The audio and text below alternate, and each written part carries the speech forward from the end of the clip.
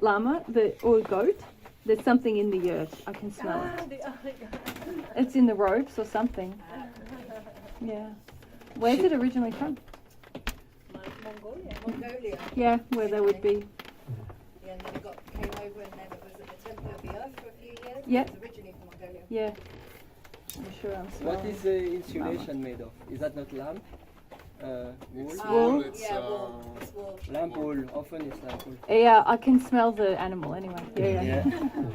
It's not vegan.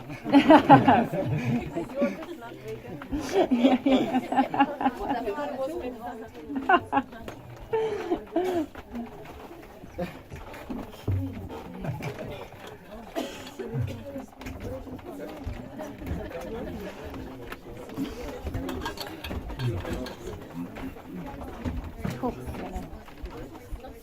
the end of the day.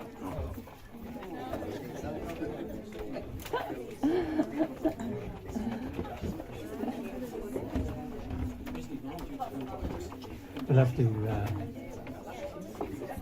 maybe just have an hour this afternoon and a short break, just so we can have a drink. Yeah. So do you want me to prompt you? Because what about at, say, 3? 3? Yeah, I'll prompt you at 3. How long do you want to go? Well, I'll see how we're going. See how it goes heat-wise too. Yes. Yeah. Tomorrow's going to be warmer than today, isn't it? Yeah. Is that right? Yeah. Well, the phone says. Yeah, but there's no breeze today, which is pretty unusual. Yeah. A little breeze would be nice. Yeah, a little breeze. Yeah. I would like a breeze. It's coming later. It's coming later, is it? We could bring a fan tomorrow. A little breeze. It's not that kind of breeze. I said, very sincere. I think for a breeze. And the whole group. Yeah. In fanning. Not so good for the person holding the leaves. Beautiful. Yeah. Keep on. Yeah. It's going to get tiring very soon, isn't it? Yeah. No, she's very strong. She's done Oh, you have some help. Yeah. But we see Oh you my in the... God. Oh my God, thank God. This is sincerity here. I don't think so. No. Yes, you think flying.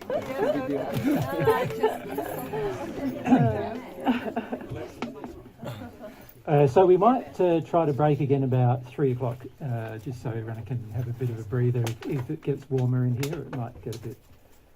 When you go out and it sort of takes all the heat out and then we come back in. Yeah. In Australia, we find that people are tolerant for higher temperatures, so their brain doesn't turn off before 35, around about. But in Europe, we find the brain turns off a lot earlier than that. In North Europe. Not so much in Not Portugal. here. Not in Northern, where you're tougher here. Tougher here, exactly. If Tougher we live brain. here. If we live here. Most of us are not. Our Yeah. brains are always turned on. Yeah.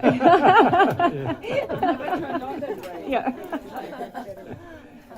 As long as you don't sit down and the brain turn off straight away. Yeah. That's the main thing. Yeah. Okay. All right, so we were discussing the conscience, and why have I raised the issue of the conscience with regard to this subject? God's standards of love is really the question. Because remember, we started off talking about we want to focus on God's standard of love, but there is an essential part of the conscience. If you understand the use of the conscience, you can see, can't you, that really the conscience is telling you the truth about what God's standard of love is. So the conscience is actually a great mechanism to determine what the standards are in terms of what God sees the standard of love is. The issue most of us face is that very few of us think about the conscience being a mechanism via which we can learn about love. We treat it, if we use the conscience at all, we just mostly think of it as a response, as a mechanism that tells us when we're guilty. In other words, when we're right or wrong. But we don't see it as telling us whether we're loving or not. But from God's perspective, what is loving is what is right, and what is wrong is what is unloving. So actually, the conscience mechanism, which is the mechanism by which God shares truth with you, is also very informative about whether you are loving or not. The conscience is sharing that with you. So one of the things that I learnt in my first century life, very early in my life, was that learning about the conscience and learning to ask God questions and be open to the responses of those questions, not only did it teach me what is right and wrong, but it also taught me what was loving and what was unloving at the same time. And this is a very important thing to understand about the conscience mechanism. So the conscience, you could say, remember it's a mechanism that belongs to the soul. So here's my soul, in Mary in my case. And the conscience mechanism, and you could say, let's just draw it sort of here, the connection with God, God's version of love. So God's standard of love is really being told to me through the mechanism of the conscience. Now, whether I accept it or not is completely up to the exercise of my will. I don't have to accept it. God doesn't force me into accepting what God shares with me via the conscience. He does, however, have laws that correct me whenever I'm unloving. So if you think about it, if I'm responsive to the conscience, I also don't really need laws anymore, because the conscience is telling me what's right and wrong. And as long as I am humble enough to accept that, then basically I am living in harmony with the law as well, because all of the laws were created by God, and therefore I'm living by listening to God's truth on a matter. I'm also listening to God's law on the matter. What God says is the rules, basically, for life. So the big advantage of doing this, and it can be done at any age and at any event, at any thing that you may face in your life. And so we have a tendency, Mary and I, to break those things down into sort of four major categories, which I've already mentioned, which are physical things you may choose to do, right? So anything that you choose to do physically, there is actually a right and a wrong to what you do. Now, what is right is what is loving. Now, many times there's multiple opportunities for one thing, for many things to be loving in one circumstance. So the beauty of acting in harmony with love is it gives you lots of options, you know, and we'll probably try to illustrate that practically over the coming day and a half. But also, it also can tell you what is wrong to do physically, like what actions are wrong to take physically in terms of in our physical day-to-day life. And then there's also the areas of sexuality, so which is a large area of your life. God designed it to be a large area of life, to bring you pleasure and to bring you joy in a relationship. But obviously there are also rights and wrongs there as well. And the conscience can inform you of what is right or wrong in that regard. And then there's also the emotional self, like what kind of things you may feel. So there is actually a right and wrong to your feelings as well, believe it or not. So a lot of people don't realise, but from God's perspective, acting in a physical manner is driven by the emotional feeling to act in that manner. And so the actual emotional feeling means you've, from God's perspective, already acted. And so the way I illustrated that in the first century, I said, even a man who looks at another woman when he's married to or with one partner, and he looks at another from in a sexual way, then he has already committed adultery in his heart. So that's an example of your emotions can actually be out of harmony with what is loving and truthful as well. So it's not just your physical actions, it's also your sexual behaviour. And it's not just those two, it's also your emotional feelings that the law measures, and also that our conscience can inform us that this feeling is wrong. So an example of that is sometimes, you know, when you get angry and then you maybe dump it on a child, like your own children or something, and then you have a time to think about it and you go, oh, you know, I've done the wrong thing there. That's your conscience bothering you about your emotions towards your children. So that's an example of how the conscience can inform you whether you've done the right thing emotionally or not. Right? And then, of course, there's what I'd classify as spiritual. And those things are more like qualities that you can develop that are going to assist you for the rest of your existence. And there are some qualities that are going to harm you if they're inside of you for the rest of your existence. And true development of spirituality is developing in regards to the qualities that are going to help you and also help others and be loving and express truth. And then also removing from yourself the things that are unloving and unkind and untruthful, not humble. Those kind of things also need to be removed. And this is a part of your spiritual development. So you've got areas of your life where the conscience can assist you in, and every aspect of your life can be, if you're humble, you can be more open to being assisted in all of these different areas of your life. The issue that most of us face is that we are not very humble. We want to be our own lawmaker. So the problem with being our own lawmaker is that we come up with our own ideas of what is right or wrong spiritually. In other words, what is the truth, the spiritual truth of the universe? What is the emotional truth? In other words, what goes on inside myself? What is that emotional truth? What is my sexual truth and what is my physical truth? Often is very much in disharmony with what God feels is true, or what God feels we should be doing, in harmony with his moral law. And it's these areas where we need the conscience, where we need the sensitivity to be able to guide us into developing ourselves and our relationships.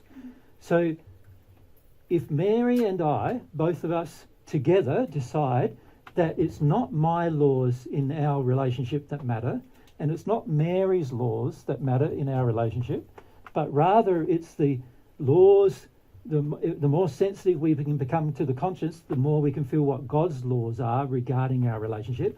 If we both decide that we are going to focus on that, God's laws, rather than our own law, can you see, eventually we're going to have a much better relationship, because both of us will be progressing towards an ideal goal.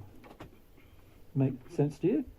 If I keep my own laws and Mary keeps her own laws, eventually there's going to be conflict, because we come from two different families with their own injuries and with their own ideas about what's loving.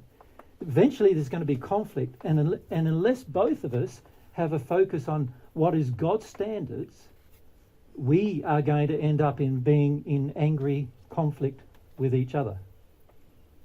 Can you see that? Because we're in a different place with regard to what I believe the law is and what Mary would believe the law is. So the key actually to having happy relationships, whether it's with children, parents, our partners, the environment even, happy relationship with the world around us, is whether we are going to accept God's laws as real or not. Whether we're going to actually have that connection enough where God can share with us, these are my laws. If you work in harmony with those laws, you will be a happy person. Right? And bear in mind that God's also not just interested in my happiness. Like in the relationship, God's not interested in me being happy and Mary being miserable. You understand? He wants both of us to be happy. So the problem is, many times in a relationship, what we observe is that one person's quite happy and content and the other person's quite miserable. And the reason why for that is because one person has set the law to be their own law, and the other person feels they have to conform to that law. So in the case, if it was Mary and myself, let's say I set the law, and historically many men have done this, right, in their families for millennia, really. They've set the law, and then they've enforced the law through violence on the rest of their family, and then the women then feel, oh, we've got to live by that law, otherwise we're going to be violently abused. And so then they conform to the law, but they're not happy. So God's not interested in that kind of relationship with us, or us having those kind of relationships with others. What God wants is for all parties to be happy.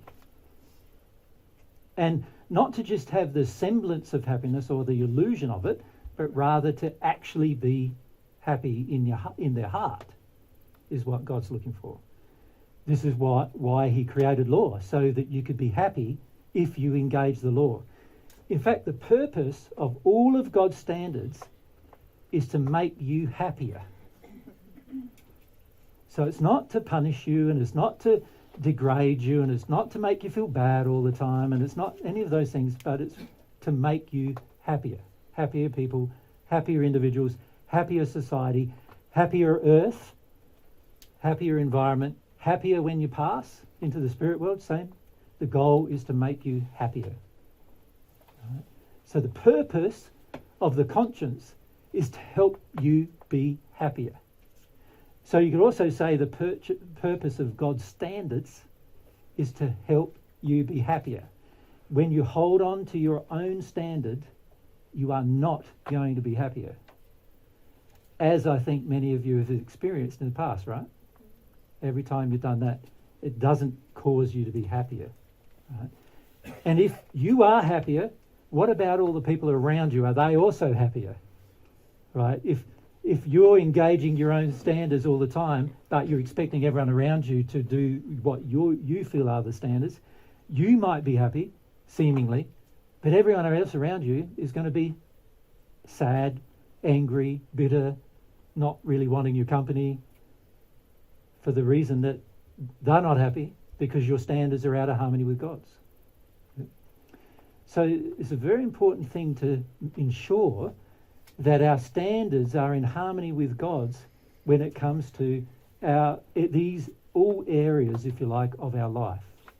Not just with regard to our physical behaviour, but also even with regard to the way we feel. Even in regard to that. Yeah? Right. Now, are there any questions about that before we proceed? Yeah? Yeah? It's about the conscience. Yep. And I realize what Mary just talked about, that my parents' conscience interferes. Is the first thing becoming aware of that? Yes. Yeah. Yep. Good. And then starting to be more aware, or getting in fear or getting in shame. And yeah, what's the next step? Well, yeah. Do you want? Well, American. well, yeah, and you can add. Yeah. Yeah. What helped me was to really seek the truth about God's conscience. So, you know, really understanding, wow, there's this mechanism that exists and it's foolproof and it's really there to help care for me in my life and so that I can care for me in my life. And then to feel really how disconnected I felt from it. That was actually very upsetting for me. I felt very, like a lot of grief that I lost this a long, long time ago. It hasn't been with me. And now I want it back and I feel like I don't know how to do that, you know. So I really had to go through a process of really fear and sadness about this disconnection. And then that helped me to sensitize to how afraid I was of being my own woman aside from my family, how much my family's approval was still important to me, how frightened I felt if I didn't have their approval. And so working through that was probably the major thing that really helped me then to really desire the connection with the conscience. When I first sort of kind of connected to this again, I felt upset that I wasn't connected to the conscience, but I wasn't realising I didn't actually want it because I wanted my family's approval more. So that process really helped me. And then exercising it kind of like a muscle of seeking God's truth about things in every situation I was in. And then feeling, sometimes I could feel the disparity of that thing I said before where I was like, oh, I've thought this is wrong my whole life.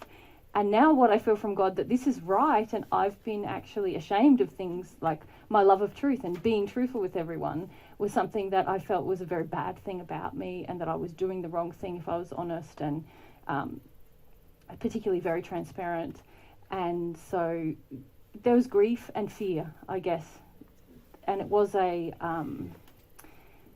guess it wasn't a one and done process, you know. I had to really desire the shift and feel my fear about making the shift at the same time, and the grief. And that really it's sort of a changing of course, if you like. Yeah. Yeah. Would you add to that? You would add to that? Yeah. Yeah, I would, yeah. A lot. Yeah, that's just, I think it's also important for most people to understand the dynamic of how their conscience got damaged. The dynamic of what actually happened in your life to cause the conscience to be something that you finish up sort of almost condemning in yourself. In fact, nowadays I see a lot of people in society condemning any moral standard. Like you see a lot in society how, and it's particularly in the younger generation, how there's almost like no standards anymore about sexuality or emotions being expressed or physical things acted upon and so forth. So let's just look, I think it's important to look at how it all happened to you. Does that make sense? So let's do that. And then what Mary said is very true in terms of the effect of it all. So if you remember these spheres that we had drawn, you can slightly still see them there. The Earth, as I said earlier, is in a state where it's well and truly in the middle of the first sphere. From God's perspective, actually, the Earth is in the state that the hells are in the first sphere. There's a place in the first sphere which is quite dark and very devoid of love on the average, and that's where the Earth is as well, the general condition of the Earth. So the Earth, you could say, is in this sort of almost hellish state. Not the depths of hell, though. Not the darkest of hell, but above it. And what I mean by above it is this. The average law, if you look at the average laws made by society, you can see that there are certain things that society views as wrong right now, isn't there? So how does society feel about murder? Depends who's murdering. Yeah. Under certain circumstances. An army can go and murder, yes. So government sanctioned murder is okay, but individual murder is wrong. Again, it depends who you are. Some But people microphone, no, individual 'cause murder and they're nobody- protected, you know? It's Let's do microphone though if you're going to make a comment, because nobody will hear it otherwise. I think again, it's gotten so off course that it depends. Individuals right now are murdering other people and Correct. they're getting off with it. So it's not just Correct. government sanctioned. It's Correct, but it's not, the general society is saying murder is wrong, isn't it? Generalised society. generalized, but But there's a lot of caveats to that, isn't there? Like, under this circumstance and under that circumstance, and if that happens to you, and if that, there's a lot of caveats, but the general view is murder is wrong. If I just went out on a Genocide. murder spree, the majority of society would condemn me, right? Yep. What about rape? Well, again, you can see the same thing applies, doesn't it? Generally, there's laws saying rape is wrong, but how many rapists actually get prosecuted? Not a large amount. And if you talk about child abuse as rape, like less than 5% of child abusers actually get dealt with, right? So again, society generally says it's wrong, but there are certain conditions under which society seems to accept it. when it comes to something like the treatment of children, generally society says child abuse is wrong, right? Abusing a child is wrong. However, if that's the case, why do 50 million children die every year from starvation? Obviously, there's a problem there as well, you know, but again, these are general statements. So you could say society is saying that there's a certain band, if you like, of space, moral space, that you have where you're allowed to operate in. And if you go below that space, there's more likelihood that you will be punished, or more likelihood that you'll be condemned by your friends and neighbours.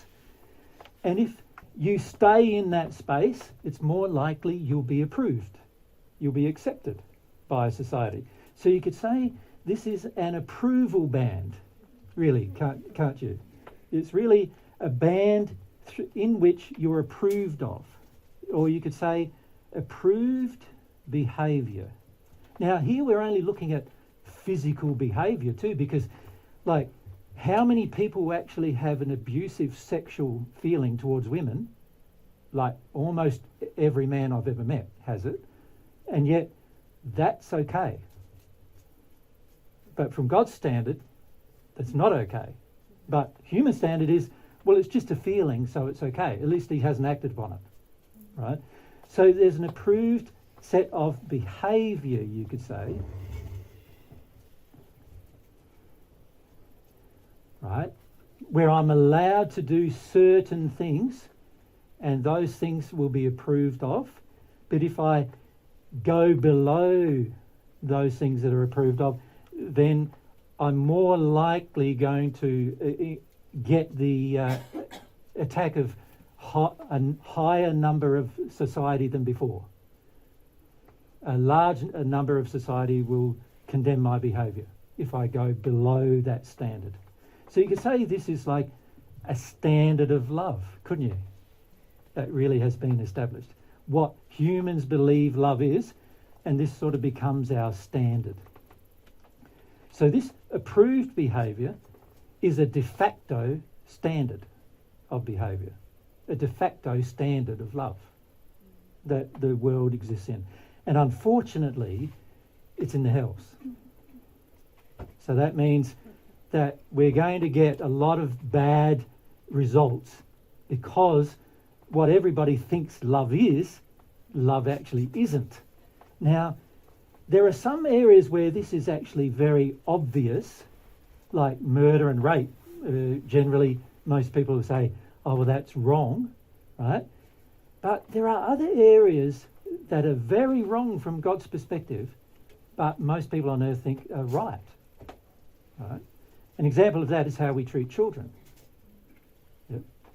So that there's a very growing standard on earth that we should treat children and give them all this space and all this latitude to do whatever they want whenever they want, because most of us, as my age or older, in their 50s, 60s, 70s, most of us didn't get to do what we wanted, and we feel quite angry about it, and so we want our children to do whatever they want, not understanding that from God's point of view, that standard is actually very unloving, and in fact, from God's perspective, it's abusive to the child, which is very interesting actually, because and the way it's abusive is the child won't know how to actualise itself unless it's educated in as wide variety of things as possible.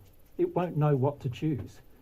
And so what most of us don't realise is that when we allow a very permissive state with our children, which is happening more and more on earth now, you even see it with little toddlers ruling the entire household.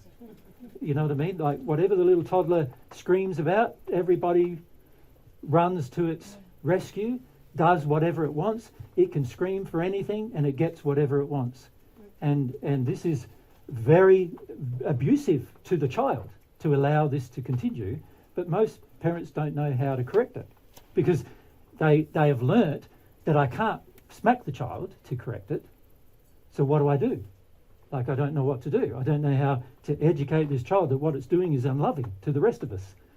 And so most of them then tolerate the child doing it, not understanding that actually the child, not without any correction, is actually being abused because its future life is going to be tainted by the attitudes that are developing within the child. And this is something that most of you are going to find very challenging to hear, right? Because many of you have grown up thinking, I had a bad, the abuse of me was more obvious, like I was belted, in my case with a strap, many of you with a cane or something like that by your parents even. In fact, many of you, if you were brought up in a Christian household, there's a quote from the Bible that says, spare the rod, spoil the child, right? So most Christian households go, well, God wants me to smack my kids. And they use that as a justification to do it. So after a while, you end up going, you end up thinking, the parents ended up thinking, this was the way to encourage the child to be more loving. Not really, right? What it did was make us afraid, made us afraid of violence, made us more prone to violence and other things like that, or made us more tolerant of people just doing whatever they want whenever they want as well. So there's a whole heap of injuries that have grown up there, but because it's within the approved behaviour of society, it's acceptable. And by the way, many of you here have created your own society. So your approved things in society will be based around what you created as your society. And that will be different to what I've created as my society. And that'll be different to what, somebody in Austria creates as their society, right? So this approved behaviour generally goes up and down a little bit in terms of how loving it is from God's perspective. But generally, it's very much the same no matter what people choose to do on earth, because hardly anybody is considering God's standard. What is God's standard of love?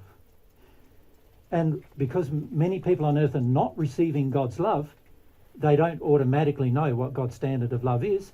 And because also they're not receiving any truth via the conscience, they're suppressing the conscience, they're not receiving any moral truth about what God's standard of love is there either. So in the end, all of us start setting up our own standard, which unfortunately is going to be very much about our history and what's happened to us as to what standard that will be, right? So here we are. Remember, there's spheres above this, first, second, third, fourth, fifth, and so forth, right? Up to the perfect natural man is what we're talking about here. And even beyond that, which is what we need to talk about more tomorrow. But you can see that society is going to let you be in that area. It's going to let you operate in that area. Now, that area isn't very high from God's perspective. It's very low.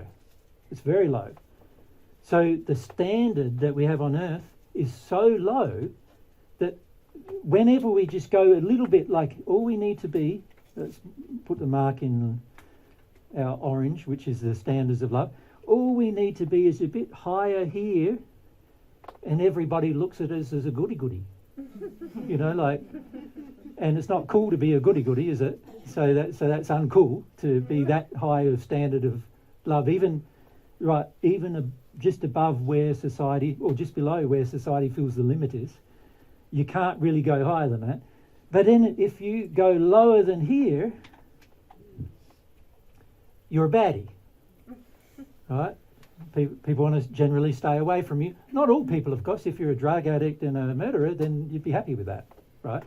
But if you're, someone who's, wanting to progress more, then you won't be happy with that, and the average of society is not happy with that. So you can see the standard that you're allowed to be is very, very restricted. You can't go too good, and you can't go too bad.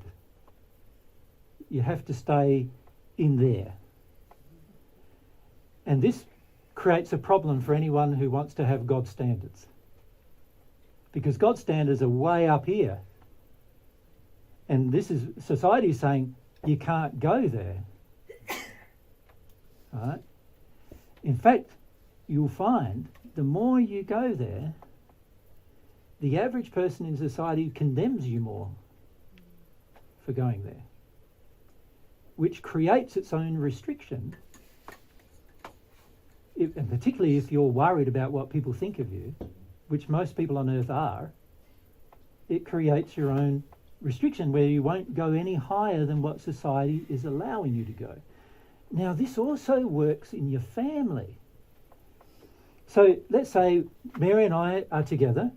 I have my levels of how much Mary's allowed to progress. Let's say they're here,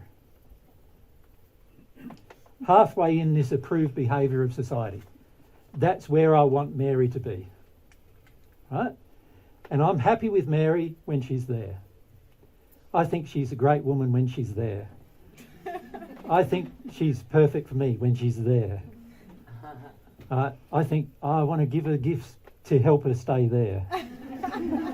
Does that make sense? Like, it's really self-absorbed, isn't it? I'm really wanting her to be in a place just for my own sake, but this is often what we're like in a relationship. So I want her to stay there. Now let's say Mary, she hears some of God's truth through the operation of her own conscience, and she realises that where I want her to be is not where she should be. So let's say she hears a bit of God's truth from the conscience, which is, why do you keep just agreeing with him all the time when you don't agree? Right? Now, that's not Mary's problem, by the way. A lot of people think it is, but it's definitely not Mary's problem, as Mary will tell you. But we're just raising it as an idea, right? So let's say God's sharing with her via the conscience that when she agrees with me out in her word, but she doesn't agree with me in her feelings, she's being untruthful. And let's say God shares that with Mary through the conscience, and Mary ponders that for a while, and she goes, well, yeah, that's right, like, it's dead right, I'm not being truthful, I'm sort of living a lie with this man, right? So she, because her conscience bothers her about it, she may start to go, well, I need to be more truthful. So she starts being more truthful with me. Now, I want her to stay there. I want her to lie to me a lot, because when she lies to me a lot, she butters me up and she makes me feel good about myself, and so I want her to not be honest about everything. So when I leave my dirty washing on the floor, Mary's lovely. Before, she was lovely. She picked it up for me and she washed it. Now she's honest and she said, I don't want to do that anymore. And I'm going, but you don't love me anymore. My standard of love says this is what you do if you love me. And she's going, no, I don't want to do that anymore. It's wrong. And I'm going, no, it's not wrong. It's loving. You don't love me anymore. Right? Can you see how easy it is for another person to start criticising your behaviour, even if you want to progress, just because of what they want? It's got nothing to do with God's standards. If I had God's standards, I would go, why am I leaving my clothes on the floor? That's not the same as God's standards, because God's tidy.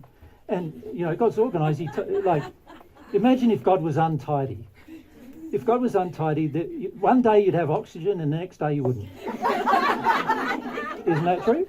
Like if he had an organised consistency in your life, one day you'd be fine, having a good breathe, and the next day you'd be struggling for oxygen because of the lack of consistency, right?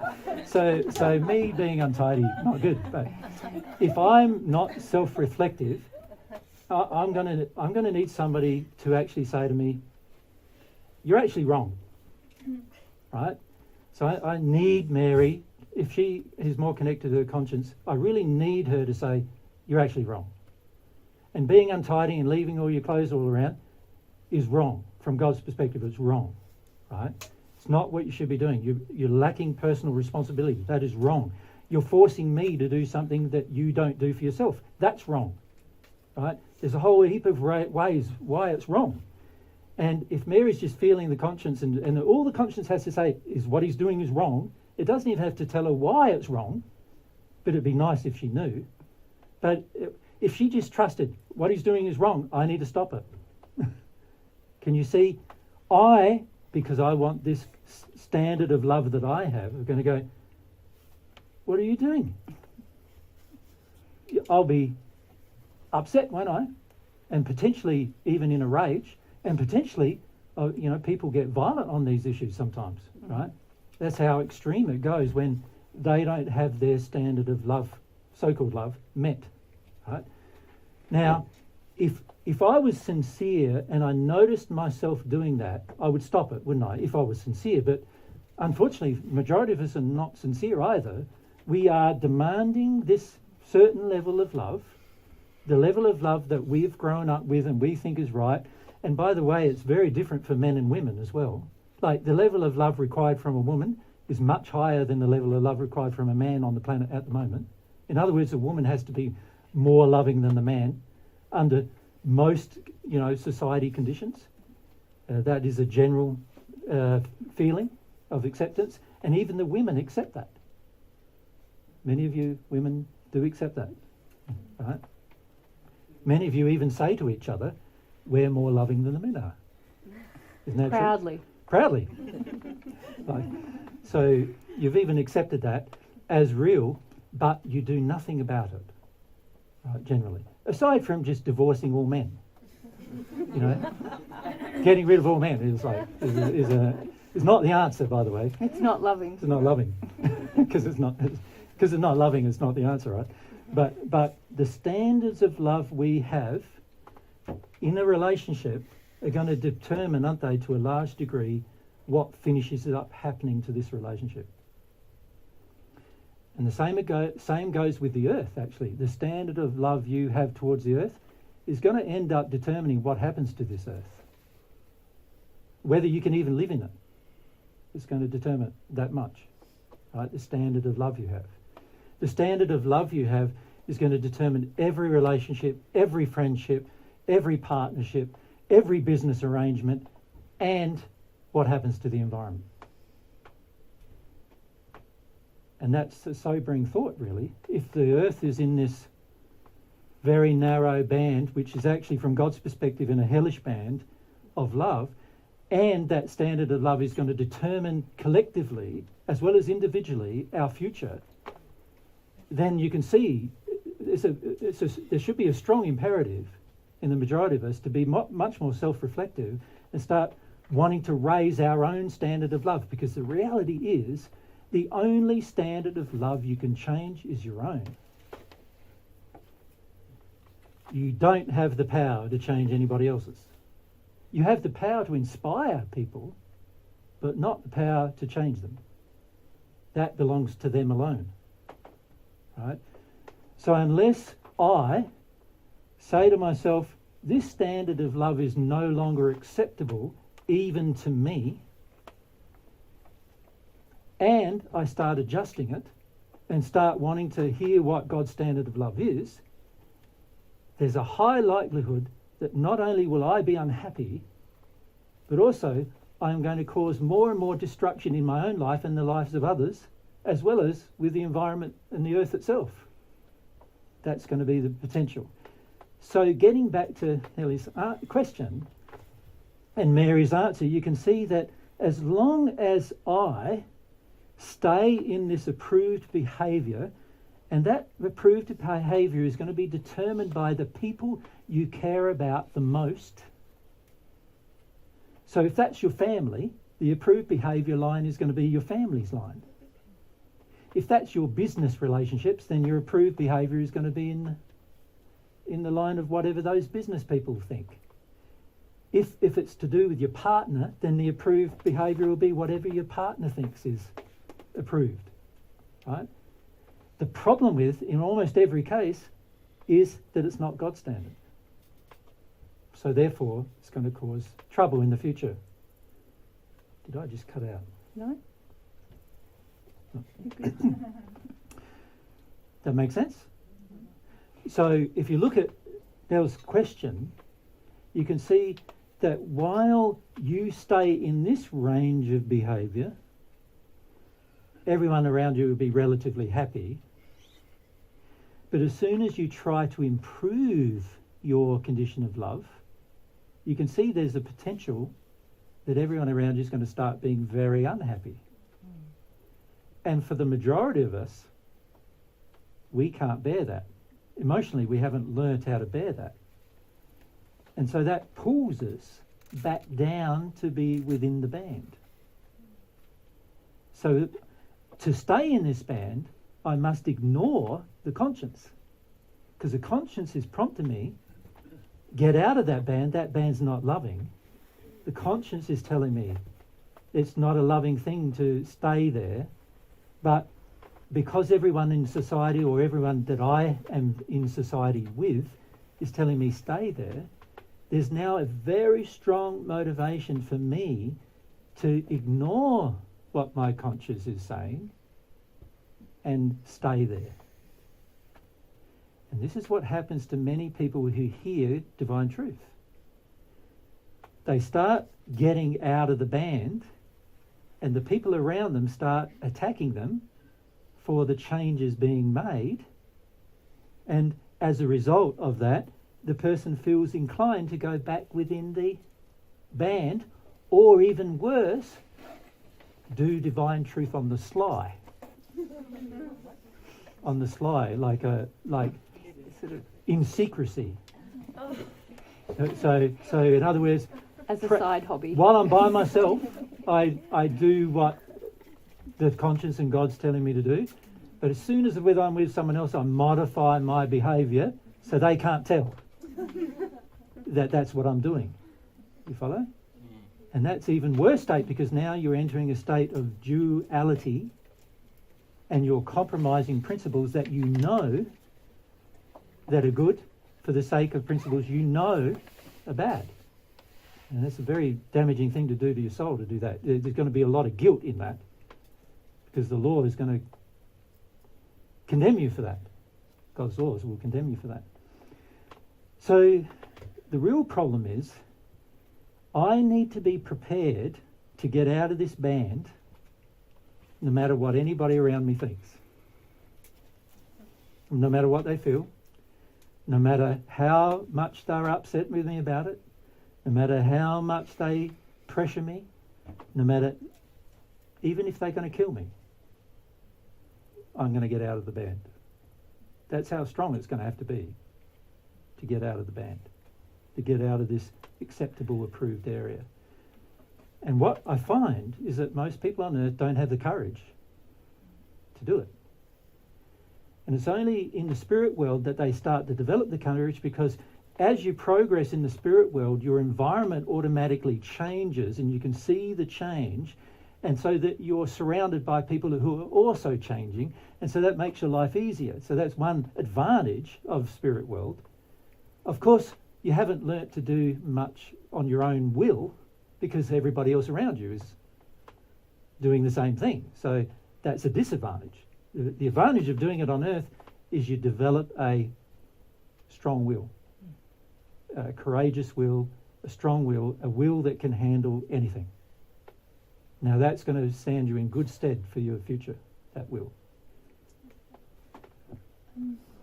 One thing I've noticed in the last 10 years or so is that even within people that follow divine truth, we create a band, Yeah. and we're telling ourselves we're doing better, but we're not really doing it at all. Correct. There's only a very small group of people actually doing it, as you know. So Yes. it's just something, because of the new people here, I thought was Yeah. important to realise. We have to, You have to be prepared to raise your own condition no matter what anybody else around you believes, even if those beliefs purport to be the same as your own. and it gets used against you. Some people use it to manipulate, don't we? We use those language and use that word to... Yeah, I've It's terrible. seen many people use what they learn about God's truth to manipulate others to get into a worse condition. Yeah. Yep.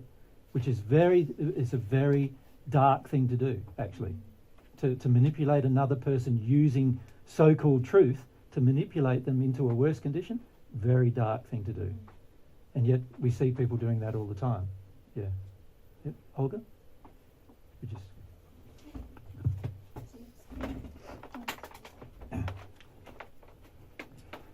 I wonder if it's necessary to actually also physically leave the environment, or to stay in it and confront the people. Good question. Remember what we said were the four main aspects of your life. What were they? Spiritual, emotional, physical, and Sexual. Okay. So let's go in terms of order of priority. They would be physical, sexual, emotional, spiritual. Right. So that's the order of ascending priority.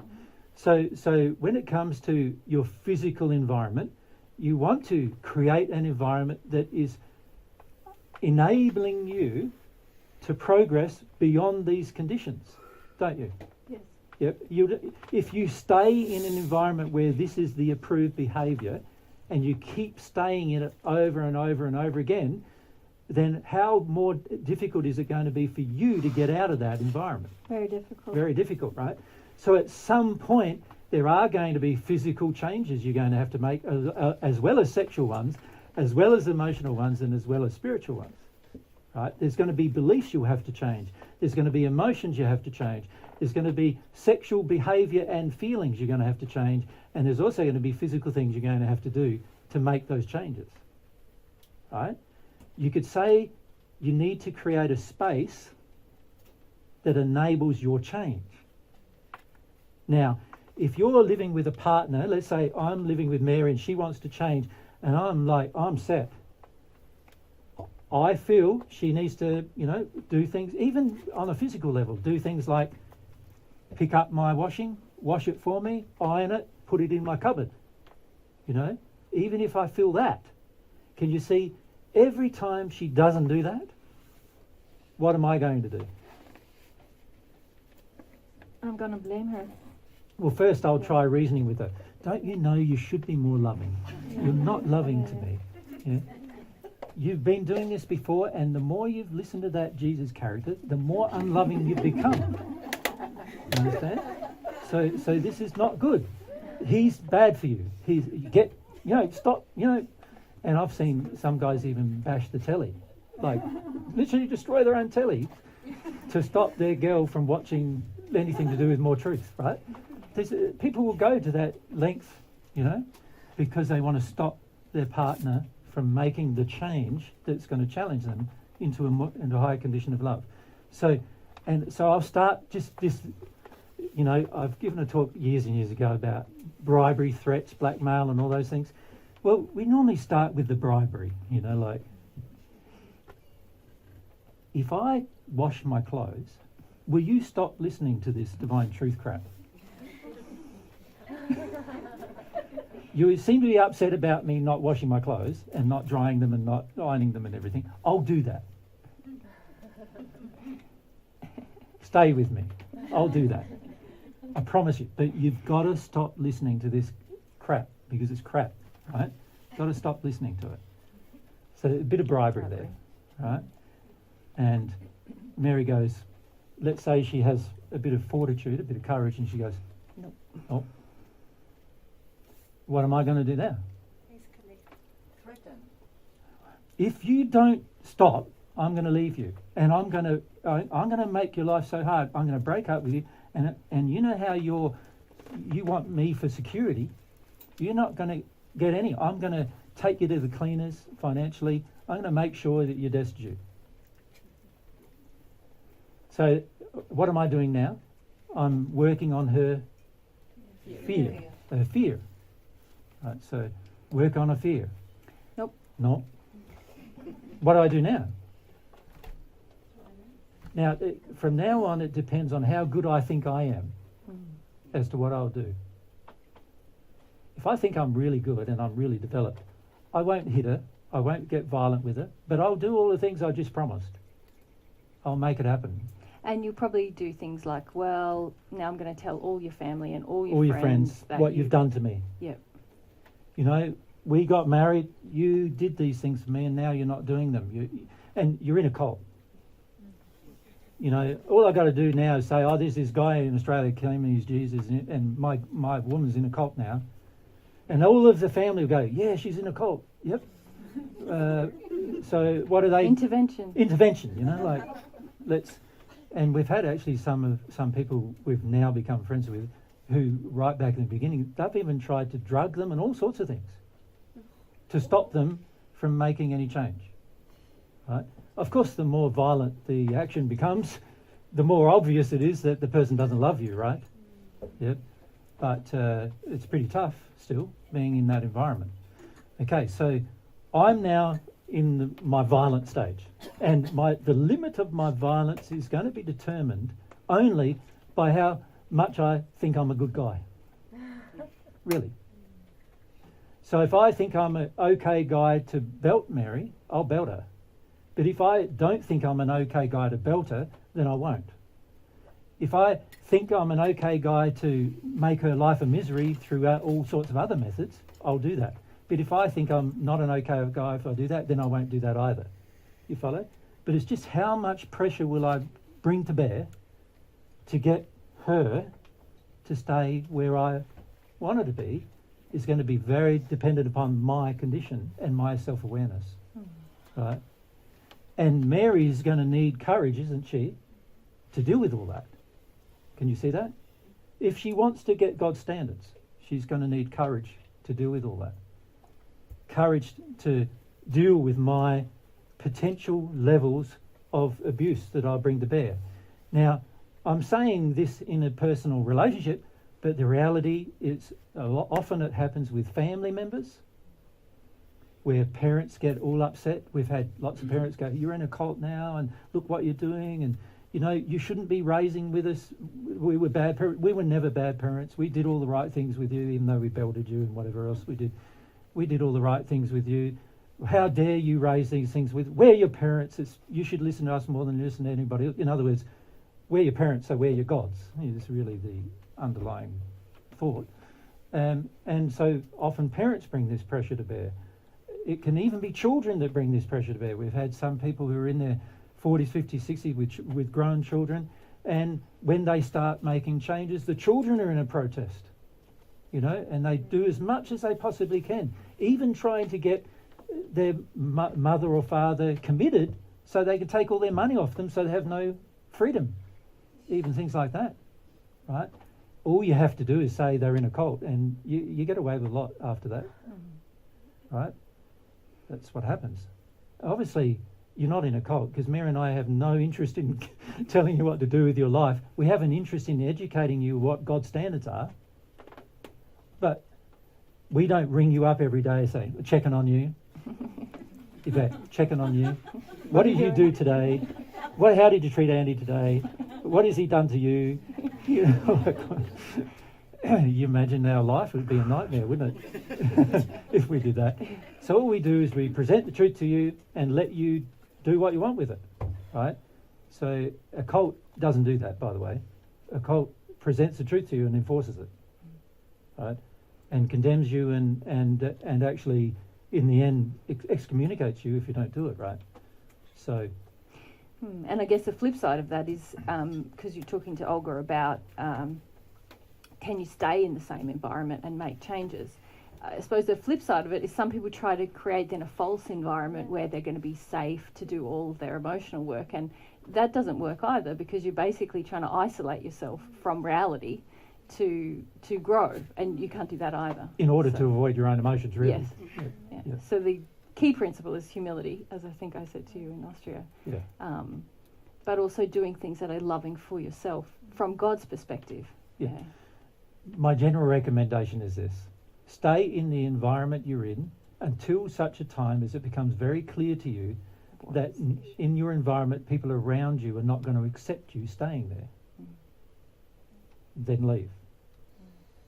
Because a lot of times when we consider change, we have all these beliefs about how everyone's going to react, and sometimes they're right and sometimes they're wrong, you know, and it's not really giving people a chance if you just prejudge how they're going to react. Yeah. You don't know how people will respond to truth. You don't know how they're going to respond to you becoming more loving. You don't know. Some people respond well, others don't. It just depends on their own level of self-reflection. And also, nothing I've found is actually permanent. I've had people in the first century kill me for the position I took, and then later in the spirit world, they've become my friends. So it's sort of like, well, nothing's really permanent in regard to the response either. Particularly on Earth, it's like, how long does Earth last? 80, 90 years, maybe 100 if you're unlucky. Well, in the environment we're in, it's unlucky to live that long, right? But if you think about it, a lot of the people who become your enemies on Earth will eventually become your friends later. There's all sorts of changes they may make, realizations they may have. Nothing's really as permanent as we believe it to be. And so that's a part of the things we need to consider, right? The beauty of looking at everything from God's perspective is that it's God's perspective. It's a long-term, like, proper perspective. It's the reality of existence, right? Our perspective as we are on Earth, particularly in our first incarnation on Earth, we're so limited in our perspective of things, because, like, most of you, well, all of you pretty much, have not entered the spirit world yet, right? So you don't even know what the spirit world looks like. You don't even know what experiences you might have. You don't even know yet what things you could enjoy. You don't know even yet how to progress in the spirit world. There's a whole heap of things you're yet to learn, and that applies to everybody, so besides yourself. So if you progress on Earth, the people around you might not like your progress, but at the end of the day, once you're in the spirit world, you'll probably be very instrumental in helping them progress. The very people who didn't like you. You know, that's been my case, and it's been Mary's case. So I'm sure it'll be yours in the future as well. So we need to get some perspective about where we are at with love. We need to face the reality of where the world is. We need to face that it's not God's standard. And then we need to go, well, what am I going to do about that now? Yeah, and can I add there, it's very important in this process where we're talking about change and changing in relationships and lifting our standards.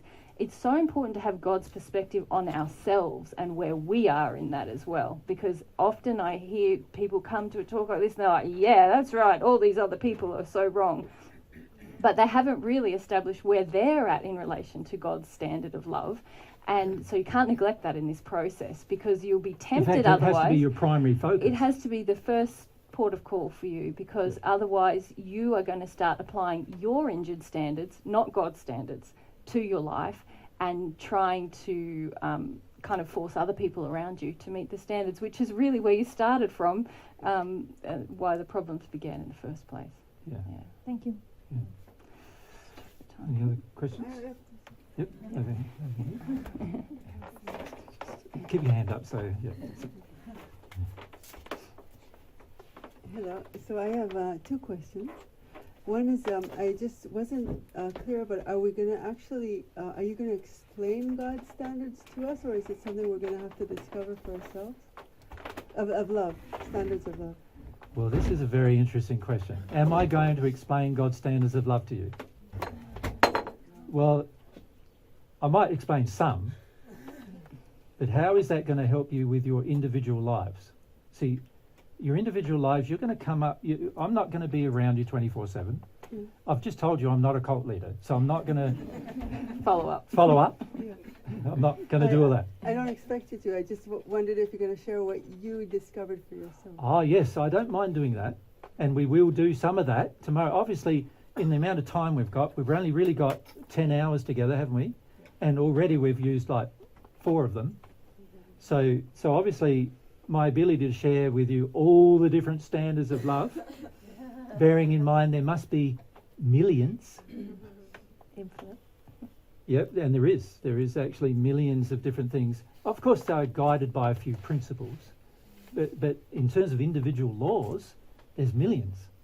So, of course, when you engage principle rather than law, you can sort of reduce the principles down to about 15 or 20, and you pretty much can't go wrong. And we've already done that in the presentation in 2019. Is that what you're thinking? 19. Assistance group you're talking about? was about God's law, but the trouble is it's not on the net, is it? Oh no, 2016. You're talking about. Sorry. 16, Yeah, God's 16. Yeah, the last group Yeah. in 2016 we did, which was about the principles that guide all of God's laws. God's laws of love. Or God's laws of love. God's loving laws. God's loving laws, it was called. If you watch that, you'll see there's a lot of principles that you can apply to any law, and it's very handy to apply principles to things rather than individual laws to things. But the reality is there are millions of laws, and it's impossible for me to share every one with you in the time we have. But also, it's important for you to develop your relationship with God so that you don't need me to determine what the truth is. Because the trouble with needing a person to tell you what the truth is you become dependent on the person. And if that person dies, what do you do? Well, just because we have a moment with you here in time and space, Yeah. I thought, wow, these are gems that could be like, just if you give us one example. I will. But it's more important that you learn the principle. Yeah. Okay. You understand? Fair enough. Yeah. So very important. So I will do what you're asking, and Mary and I will do this over the next couple of days. And if you're here 2 weeks a week later, we'll do the same. But it's important for you to understand the principle so you can do it for yourself. Mm-hmm. Right? That's the key here. The key here is that you can learn through your relationship with God and what God's standards are. You can develop your own conscience. You can put that into practice in your own day-to-day life. It's very important that you focus on doing that rather than getting told things. Now, it is beautiful when somebody tells you something. I agree. It's sort of like one of the things that I've felt quite a lot is in my own progress is no one's told me anything and I've had to discover everything myself. Now, aside from God, of course, God tells me things, but aside from that, if I'm out of harmony with God, I've got to work it out. So the problem with that I've found is that I've really, when you say it's a problem, it's not really a problem, but it tends to make things a bit longer because you've got to discover things. Now, what I'm trying to do with you guys is give you a mixture of both things. Tell you some things, but also encourage you to discover things. Make sense? Mm-hmm. If you can discover things in your relationship with God, then you will have a closer relationship with God. If you only discover things through my interaction with you, then your relationship with God will be compromised because you won't be as close to God as you could be. And what I would like is for you to be as close to God as I am.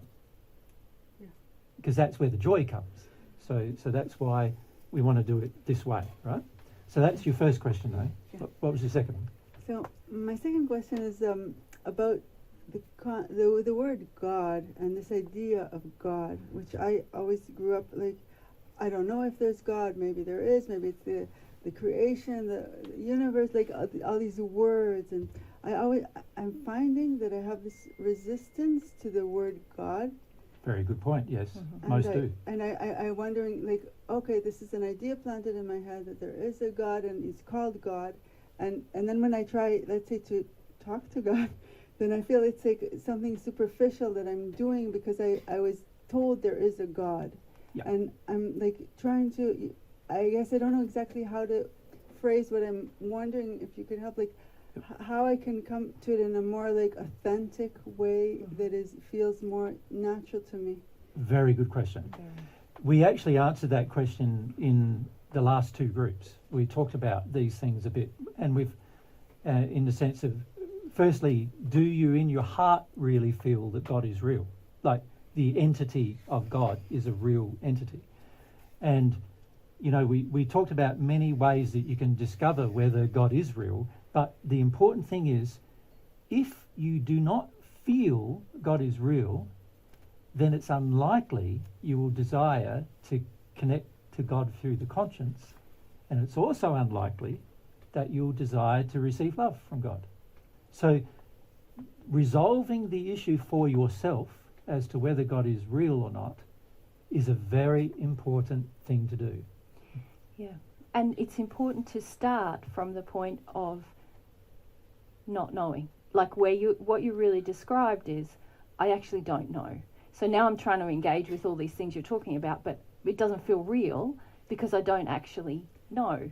And that's actually very good personal insight, because if you can go into this, if you like, there's a concept being presented to you with a seeking heart, not a prejudiced heart, like, oh, it can't be, or yes, it's definitely got to be. Oh, is it real? And really let that question settle in your heart, and then you will receive an answer, and then that will be your own. It will be authentic, if that makes sense. But it'll be a process, because there's all these things from your past that have prejudiced you against God or made you opposed to the idea of like a Christian God and wanting it to be everything is God. And so there'll be all these things that you'll have to want to discover the emotional roots of, because a lot of them have nothing to do with God, but things that people have done in the name of God, or the way people who purport to have a relationship with whatever God they say, how they've affected you. Yeah. Does that make sense what Mary what said I'm to you? saying? Yeah. Yeah. Yeah. That's good. Yeah, thank you. Just checking. Yeah. Come forward. Yeah. Yes. Could you again say what intuition is to you? Because, yeah. Yep. Intuition is a soul-based attribute. So perhaps I need to back one step before we talk about intuition itself.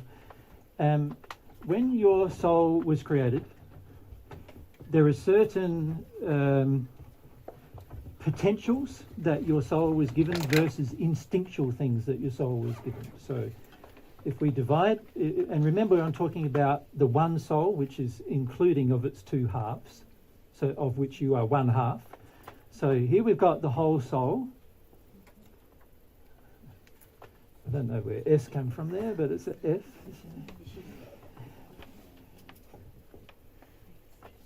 So here's our whole soul. In the soul, when God created your soul, He created it initially, and there's a whole heap of souls still in this condition actually, where He created it with what you would call or classify as personality.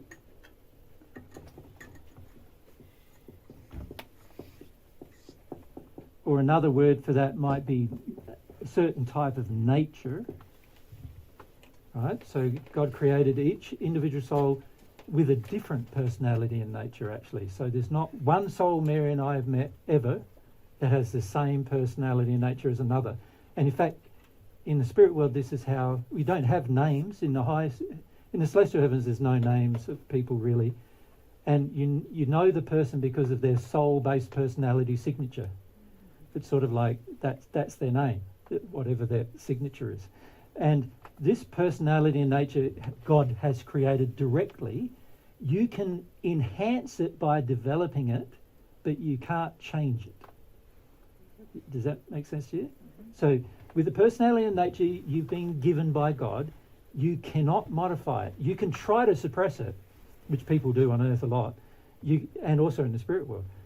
You can also try to modify it, but it's not going to get modified. All you can do is embrace it and grow in your emotional capacity to express it. That makes sense? So that's a part of you. That's your individual nature. Separate to that is a whole heap of potentials that God gave your soul. Now, these potentials are broken into two primary areas. There's potentials that are gifted to the soul as a perfect human. So you could say human potential. And then there's also a set of potentials that are gifted to the soul only through your relationship with God. You could call that divine potential. You follow me? But these are only potentials. They are not gifts given to you without you asking for them and developing them and embracing them yourself. And these potentials involve two primary areas. One area is the potential of your personality and nature, but the other area is the potential of your character. your moral character. In other words, what you believe is right, what you believe is wrong, what you believe is good, what you believe is bad, what you do in your life, your behaviour, the way in which you act in your life. That could all be summed up as your character. Right? Now, that character, if you engage your potentials in the human soul development potential, which is the perfect natural way of love, then that character can only go to a point of a certain point, which is the perfect human, and beyond that you can't really develop it. And your personality and nature also can only be developed to a certain point, because there's a limit based in your soul, because you can never be divine. To become divine, you must receive love from God. You must. Now, if you choose to decide that you want to become divine, now the potential of your development in your personality nature continuously grows infinitely, and so does the development of your character grow infinitely. You change as you go, and it becomes more godlike as you go, but still with your individual personality and nature being expressed. Yeah? So if you sort of think about all that, what was your original question? What do you refer to as intuition? Right, so intuition is a potential given to your soul that you can choose to develop, either to the point where it's the perfect natural human, or you can develop it to include the divine. But it's a quality of the soul, an attribute of the soul gifted to you in its undeveloped state. And you must learn to develop it. Right?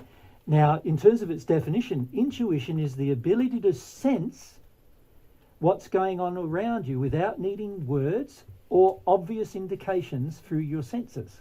And what I mean by that is, instead of seeing something, so reading body language is not intuition. Reading body language is just a scientific principle. Yeah? That's not intuition. Intuition is beyond that, because it allows you to see the things that are not expressed, but you can feel them being expressed as a part of your soul qualities. You can feel what's happening around you. Now, there's two sources of intuition. One is the intuition that you develop for yourself, and the other is the intuition you receive from other people, their intuition being expressed to you.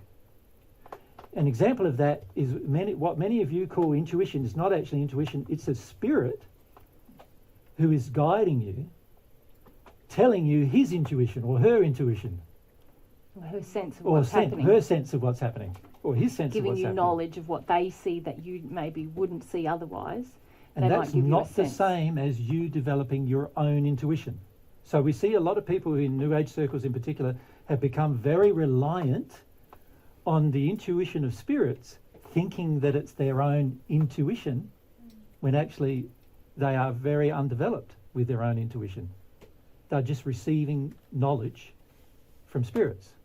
And they have a very strong connection to those spirits, receiving that knowledge. But actually their own ability to develop their own intuition is quite stunted, because they've become reliant on the spirit's intuition or the spirit's knowledge. Does that make sense to you as well, what I'm saying there? And by spirits, you're not referring to beings of light, you're referring to... What you call beings of light are all spirits. They're all people who lived on earth, and all of them are in different states of development. What many people call spirits of light on earth are actually only in the second sphere or at the top of the first sphere, because to be a spirit of light in terms of perception on earth, all you have to be is above the band of what's normal on earth. Does that make sense to you? Yeah. So all you have to be a spirit of light and to appear to somebody on earth as if you're bright, all you have to be is in a slightly better condition than they are. And so many times there's this claim on earth that, there's this being of light that you're with you, and it's really Dad who's died 3 decades ago, and he's had the chance to grow a bit in love, and he's brighter than you are. And whoever, whatever he thinks. He may not, he may know who he is and everything, but Quite often it's also spirits from history who come to share things with you. You know, oftentimes they're even earthbound, but they're still in a better condition of love than most people on earth. And so most people on earth who ever think about it think they're spirits of light. But the reality is they're just people who lived on earth who have managed to grow probably beyond your own condition, and therefore be able to, because of that, they have greater powers than you have, greater ability to inspire you, great ability to give you what you think is intuition, but actually is frequently their inspiration coming from them. So yeah, but in terms of developing your own intuition, well, that's a quality you can develop for yourself, and that's a quality that God gifted you as a potential to develop, but does not direct your development of it. He doesn't boss you around and tell you how to develop it. You need to determine that for yourself. Yep. Make sense? Yeah, and Very clear. Yeah, because we were just talking about the question about whether God exists. Yep. Very often we meet people who have what they call an intuition that God exists. It's because they have spirit guides who have a relationship with God who tell them, no, God exists, give it a go, you know.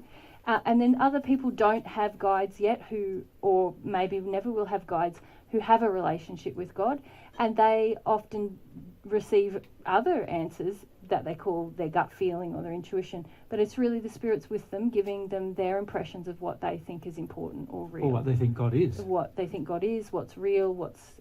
So in New Age circles, a lot of times people say we're all God, we're all divine. It's not a truth, it's not God's truth. When you connect to God, He'll tell you quite clearly, I created none of you divine. You were all created from God, but not with any part of God's divinity in you until you ask for it. So you know, it becomes very clear when you have a relationship with God what's actually happening. But for the majority of people on earth, there's this strong feeling they want to sort of feel like they're gods before they're even asked God to desire some of God's attributes or qualities. Not understanding free will, because free will demands that actually you have to ask for them. Otherwise, God's forcing it on you, and God's not going to do that. So, yeah. Yep. This map of attributes of standards of love Yep. for each of the spheres is what I was studying and practicing, and I received the feedback that no, this is not God's way. How the practice of the qualities of the soul for each of the spheres Yes. relates to the development of the potential, and how Yeah, I by understand doing the that question. is not doing God's way. Okay. The natural love way, which is the path to becoming the perfect natural human, for most people it becomes quite an intellectual exercise. And what that intellectual exercise becomes is like, what do I need to do to get into the next sphere? What things do I need to develop? What attitudes, emotions do I need to develop to get to the next sphere? But also, what do I need to deal with from my past and get rid of in order to get to the next sphere? So what happens a lot of the times when a person's engaging this process intellectually is you get very bound to your intellect trying to work out what your next thing should be. When you're connected to God, God just tells you what the next thing is. And you just do that. And then the next thing, God tells you, and you do that. And the next thing, it's just like sort of like a seamless process where you're not now using your mind so much to develop attributes. You will need to think about things though, because God gave you a brain. Well, it's not the actual physical body's brain, it's the spirit body's brain that actually is your mind. God gave you that mind so that you could work through things intellectually as well as emotionally. Right? He didn't expect that you would be given a mind and then not use it. But it needs to be subservient to the soul qualities. When we develop our brain in such a way, and this is what happens for many who pass into the spirit world, they go, I can't really connect to God. I can't really feel God. I can't really feel any of God's emotions. I can't even hardly feel most of my own emotions. By the time most of us pass, we've suppressed a lot of our emotional life just because it's too painful to regurgitate. And also by the time we pass, we're old now, and there's a lot of things we've lost. Like if I pass 20 years before Mary passes, then she's had 20 years without me. That's a pain that she needs to feel. If she doesn't feel it, she'll pass with that feeling, and then that feeling is going to govern to a degree what happens after that in her life. So you can see that there's losses that you have, and the older you get, generally the more losses you have as well. And so you end up with this state by the time you pass generally that is quite like full of a lot of grief that's not yet felt, right? And also fears that are not yet felt, because as people approach their death, their fear of death intensifies. This is why many people become very focused on health rather than spiritual health, is because their fear of death, they're worried. I don't want to die, I don't want to die, I want to stay here. And then there's also the losses of the people you leave behind. So you might, if you're a grandma, for instance, you've got all your grandkids and you've got all your kids and everybody that you still want to have a relationship, but they're going to be left here. And most people don't understand you can easily visit them. But even if you understand you can visit them, you're not going to be able to talk to them necessarily unless they're open to that, and most people aren't. And so a lot of people just get more and more afraid the older they get before they're passing. So I'm afraid, I'm sad. By the time I pass, I'm afraid and sad. And what am I going to do now with these feelings? Now, for most people, they go, these are bad feelings. I don't like feeling them. So what I'm going to do is learn how to progress in the spirit world with my mind, and then do that. And these spirits have encouraged people on earth to do the same. The people who do that in the spirit world have encouraged people on earth to progress the same way. And so what you end up happening is you end up saying, what is the transition between the first and the second sphere? What is that? What do I have to do to make that transition? Now, I can say what it is. You have to become focused on truth as your primary purpose in life. That's what the transition is. Now, once the spirit realizes that in their mind, they go, what is the truth? What is the truth? What is the truth? And what they do near the top of the first sphere to make the transition is, what is the truth? They talk to everybody, like, meet Mary, and they go, what truth do you know that I don't know? And if Mary's from the second sphere or something and I'm in the first, she knows something I don't know for sure. So I need to ask, what's the truth? And she's sort of in her, she tries to tell you, and you're in your mind trying to analyse it. Like, what does that mean? What does it mean? I don't know. I'm not sure. How does that look? And you're developing your mind. Eventually you get it using your mind, and you make the transition. Right? And then there's another sphere above that, and you're told there's another sphere above that. And what's the transition into that sphere? What do you do there? Well, now I've got to work out, what is that transition? I won't tell you that transition. But let's say it's another quality, a primary quality. So I'm told, now I've got to work through all the issues about that again in my mind. I've got to work through all the issues about that. Now, you can see, firstly, I am sort of doing this alone, aren't I? There's no help. I've not asked for help from God to do this or anything like that. I'm sort of doing it alone. I realized that I wasn't praying. Mm-hmm. That's right. In this place where sort of, it's a good place in some ways because you're learning more self-responsibility, which is a good quality, which God wants you to develop, by the way. So there are good things about it, but also you're doing it alone. And in the end, what do you find when you've done something alone and you succeed? You feel pretty like, I'm pretty good, right? And so there's also this sort of feeling of self-assuredness and the feeling you don't need anybody else growing in you, which is not strictly true, because beyond the sixth sphere, you're going to need God, right, to grow beyond that. So there's these feelings that start developing. I'm pretty good. I can get this done. All I've got to do is find out the next quality and what's stopping me from making these transitions. Now, I'm simplifying things a bit because obviously there's hundreds of things that stop you from entering the second sphere if you're in the first sphere. There's hundreds of issues of love that needs to be addressed, but you would have to identify every one of them and address every one of them individually. And then you'll progress. And you'll be able to measure your progress because the brightness around you and your environment will change. Every time you make a change, the brightness around it will change. So most spirits who enter the spirit world, most people on earth who enter the spirit world, this is how they progress. Exactly like that. And what I'm saying is you don't need to progress that way. But if you're mind bound, intellectually bound, you will need to progress that way for a while until you sort out your reason why you're so afraid of dealing with things on a more emotional level. Right? But most people who pass, this is how they progress. From sphere to sphere, learning about love, learning how, so they learn what's the condition of love in the second sphere. I'm in the first. What's the condition of love in the second sphere? What do I need to learn? And literally this is what they do. They sort of make a list. It's an intellectual list, of course, because your mind is now, you can now use your mind 100% of the time. So, you know, and it's not limited by the human brain anymore, like the earth, the physical body brain. So you can use 100% of it. So you can remember everything, right? So big list. I've got a big list there. I need to do this. I need to do that. I need to do this. And if I don't know how to do it, I go and ask somebody who did know. Like, so somebody in the second sphere, they obviously know because they're there.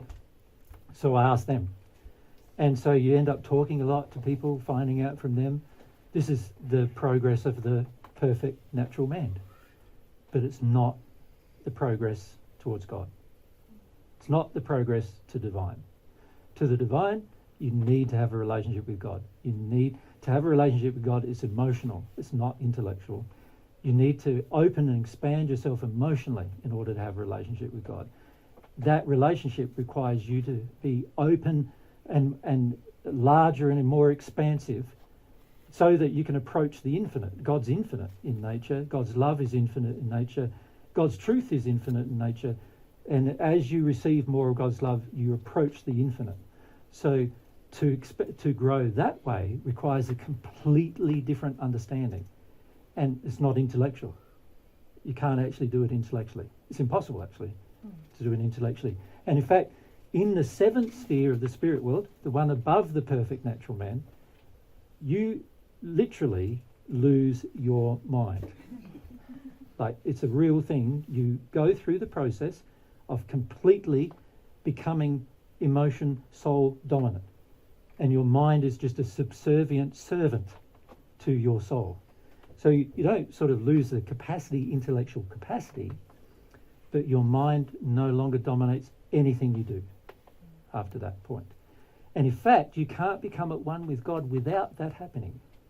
So that's the main job in the seventh sphere, is to actually go through the process of getting rid of mind dominance completely, intellectual dominance completely. Does that make sense? Yep. Nelly, do you mind if I ask what happened when you realised you had the feedback and then you started to pray? Did you start to pray? Yes. Yes. Yeah. And how did it change things? No, it has completely changed my life. Yep. I started to sit down some moments of the day to try and do it.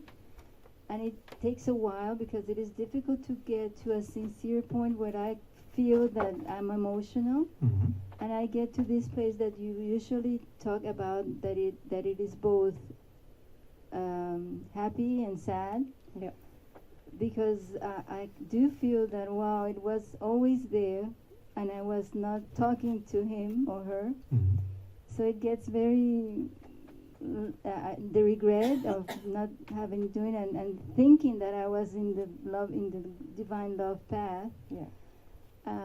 But it feels different immediately, doesn't it? Yes. That you're away from this Yes. study and more in this. Yes, Yeah. and it has made me remember of moments in my teenage years when I used to have I felt some things. So yes, I know right now that it is totally different. So, but I just cannot explain to people why, and to the people with whom I was working with, why it is different, and they do not understand. They think, no, but we are doing the divine love path.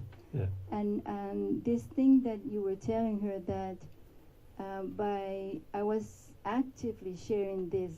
I was doing videos and I stopped it all. So many people didn't have this link with me to what we were doing. So some of them just, one lady who's living here in Portugal, she just went into depression because she lost I was creating a dependency, not on me, not linking them to God, as I wasn't doing the linkage to God. Yeah. So yes, all that you've been saying has been confirmed. Yeah. And this is the thing, is that it's only when you go through the experience that you can look back on the experience and go, oh, I get it now. Like when before the experience actually happens, it's a very confusing time because you think you're doing the right thing, you know, but you don't really even understand how to do it, even how to pray, right? And so this is where it becomes very confusing for most people. When they use their mind to listen to divine truth, they think they can be doing it when actually the feelings are not involved, and therefore it's not actually happening. Yeah. And but it's very good you mention your experience, because it's exactly how it works. Yeah. Exactly how it works. Thank you very much. Yeah. Oh, sorry. What are you? Oh, can we go to the toilet? One more question, and then you can. You can go if you want. You can go if you want. Is moving through the levels an absolute, or do you like, when you move into a place of out of the mind into a different state, and then you come back, or is it you go through one, then you go through two? Are they absolute movements, or can you go into a high level, then you come back as you grow? Good question. It is good. So let's just answer it. There's two things to consider in the answer to that question. One is, yes, the condition of change is absolute. Like when you go from one sphere to the next sphere to the next sphere, there is an absolute change in the individual from one to the other. However, there's something that also must be considered, and that is one particular quality of the soul that actually temporarily raises your condition at certain times, and that's the quality of faith. Now, the quality of faith is a very interesting quality, because it's about sort of believing with all of your feelings that something you don't currently have is available to you, is a reality. So it's like you know it's a reality even though you're yet to experience it, right? Now this quality of faith temporarily raises your condition to a new condition, and in that space you can receive, so if this is an individual, you can receive more inspiration than you could have done if you didn't have that faith. You follow? So faith is an interesting thing to develop in terms of a soul quality. It's again one of those gifted potentials that God gave us to develop, but it's something that has to be personally developed in order to experience. Now, you've heard of the term faith healing. Well, all that is a person feeling with all of their heart, this emotional state, that a healing is possible, which temporarily raises their condition to allow a healing to occur. Make sense? But it's not a permanent change. The permanent change has to happen step by step as you progress. So the beauty of faith, though, is that it allows you to have a glimpse of the future condition. And that's a very powerful thing to motivating your desire to meet that condition. So an example of that is sometimes what we do in the spirit world. If we can just turn that off, that'd be good. So sometimes what we do in the spirit world is we'll give a person a picture of their possible future condition so that they feel inspired to attain that condition. And really, in a lot of ways, that's what I'm trying to do when I'm discussing things with you. Like, I'm trying to give you a glimpse of the condition, and it's hard because we've got to use a whole lot of words, you know, particularly to people who are very intellectual. You've got to use a whole lot of words to try to describe a feeling of the condition. But if I can inspire in you the glimpse of the condition, right, then there's going to be a stronger motivation in your heart to obtain that condition. And that's a very powerful thing for your future. And one of the things that many people rely on earth and in the spirit world is spirits and other people coming to them and giving them a glimpse of the potential of their future. Because what it does is it causes you to be motivated to obtain that future. Yeah. And so why it's such an important question is because the quality of faith is what lets you temporarily raise your condition where the future appears real to you rather than just appearing imaginary, something to not aspire to. Once if real faith is there, you start to feel like, this is a real place I can go to. So an example of that is at one with God. If I can somehow inspire you enough to realize and have faith that you can ask God for love and he will give it to you, then that will cause you potentially to ask. But if I didn't do that, your faith would be, what's possible, I don't know, who knows, it's not even worth trying, right? So this quality of faith is a very important quality to develop, and it's going to help raise your condition to have glimpses of your future that are not current in your life. But the second part of the answer to the question is yes, you're still going to have to make those adjustments of love as you progress through the spheres. So obviously, as you progress through the spheres, once you get to the 4th or 5th or 6th or 7th and so forth, your condition of love will be actually true. So you could say faith is like, an example I can give you about faith is, here's a physical example, not a very good one, but if you had, there's a difference between you having faith that you can walk through this wall, right, without there being a door there, versus you actually doing it. When you actually do it, you don't need faith anymore, do you? Because you know you can do it and you've done it. So faith is what helps you believe you can do something without having yet done it. Now, when it comes to receiving God's love, that's a very important thing to develop, because if I have faith that if I'm sincere when I ask, I will receive, then that puts me in a place where I feel the future will be if I ask. And so therefore, I will be motivated to ask. Yeah. And that's why it's such an important quality to develop. And this quality of faith has helped me all through my life. Every change I've ever made has always been driven by faith first. Yeah. By this, I start out imagining. Eventually it turns into an actual feeling that it's real, because God, I can ask God about whether it's real. And so I don't go imagining things that are just like impossible. I ask God what's real, and then I try to imagine myself being there. Does that make sense? And imagining myself being there, I start developing the quality of faith to the point where I feel I'm going to be there. And then once I feel I'm going to be there, I keep asking for God's love. Eventually you get to the stage where you are there. And once you are there, you don't need faith about that anymore, because you're there. Yep. So that's a very important quality to develop. in your soul. This is a soul quality. But we need to now have a break, yes? So we can go to the toilet. So let's do that.